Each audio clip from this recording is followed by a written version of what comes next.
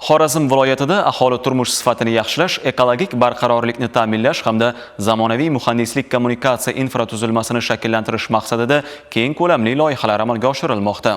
Ana shunday muhim tashabbuslardan biri Yevropa tiklanish va taraqqiyot banki ishtirokida hayotga tatbiq etilayotgan Xorazm viloyatining kanalizatsiya tizimini rekonstruksiya qilish va qurish loyihasidir. Umumiy qiymati 90 million dollar bo'lgan mazkur loyiha doirasida Urganch, Xiva, Pitnay shaharlar va Gurlan tuman markazida oqova va suv tarmoqlari, nasos stansiyalar hamda tozalash inshootlari barpo etilmoqda. Loyihaning asosiy maqsadi aholini sifatli kanalizatsiya xizmati bilan qamrab olish darajasini oshirish va atrof muhit muhofazasini ta'minlashdan iborat. Bugungi kunda Urganch shahrida 111 kilometrlik oqova va suv tarmoqlarini qurish va rekonstruksiya qilish ishlari Xitoy kompaniyasi tomonidan olib borilmoqda. Natijada shaharning muhandislik infratuzilmasi yanada mustahkamlanadi.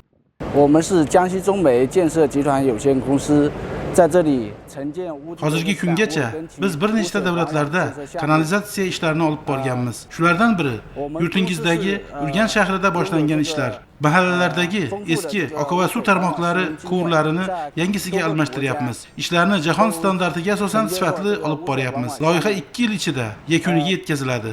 Hozirgi kunda ishlarning 20% bajarildi. 总体已经建设了。 Urganch shahrimizda oqova suv tarmoqlarini rekonstruksiya qilish ishlari ketmoqda. Xitoylik hamkorlarimiz tomonidan oqova suv tarmoqlarini yangilash ishlari olib borilmoqda. Har xil chiqindilar turbalarimizni eskirganligi sababli bu loyiha ishlab chiqilib, Xitoy hamkorliklar tomonidan yangidan tashlab kelinmoqda.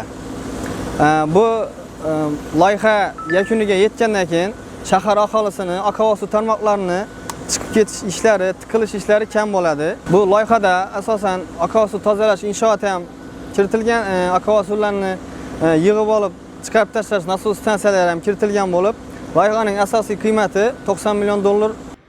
Umuman olganda, Xorazm viloyatining 47 ta mahallasida yashovchi qariyb 400 ming nafar aholi uchun oqova suv xizmatlari sifati yaxshilanadi. Bu esa nafaqat sanitariya va gigiyena talablarini yaxshilash, balki aholi salomatligini muhofaza qilish, yer osti suvlari va atrof muhitni ifloslanishdan asrashga ham xizmat qiladi.